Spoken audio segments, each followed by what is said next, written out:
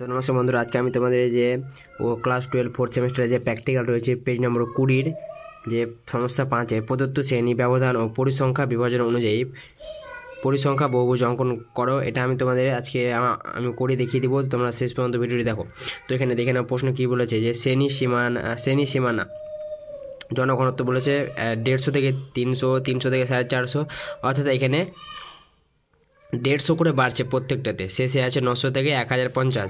তারপরে এখানে বলেছে পরিসংখ্যা এফ জনপদের সংখ্যা 2, 4, 6, 9, 8 এবং 12। তো এখান থেকে আমরা কিভাবে এটা এই যে আমি করে দিয়েছি, তো তোমরা একে একে দেখে নাও, আমি তোমাদের বুঝিয়ে দিচ্ছি। তো তোমরা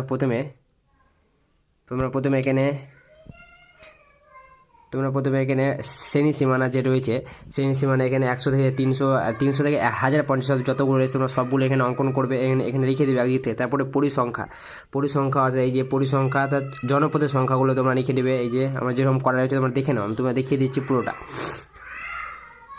তারপরে আছে শ্রেণী ব্যবধানে তোমরা শ্রেণী ব্যবধানটা হলো যে এখানে 150 থেকে 300 মধ্যে কত ডিফারেন্ট রয়েছে, অর্থাৎ কত বৃদ্ধি পেয়েছে, অর্থাৎ 150 আর 150 করলে 300 অর্থাৎ, এবং 400 আর 300 থেকে কত বৃদ্ধি পেয়েছে 150, অর্থাৎ প্রতিটিতে 150 করে বৃদ্ধি পেয়েছে।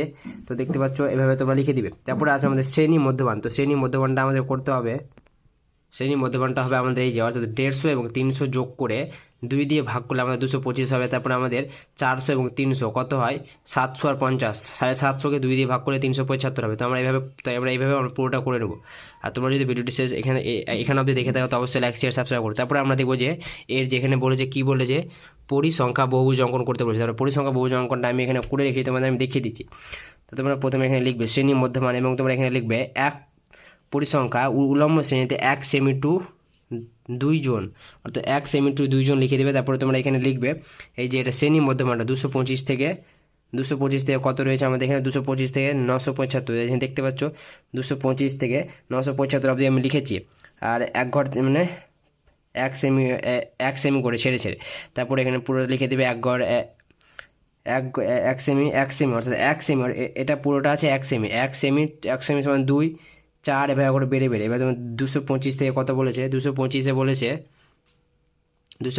বলেছে 2। তো 225-এ আমাদের 2 ঘর যাব, তারপর 375-এ 4 ঘর, তারপরে 525-এ 6 ঘর, তারপরে এখানে যত আছে এই অনুসারে তোমরা করে নেবে।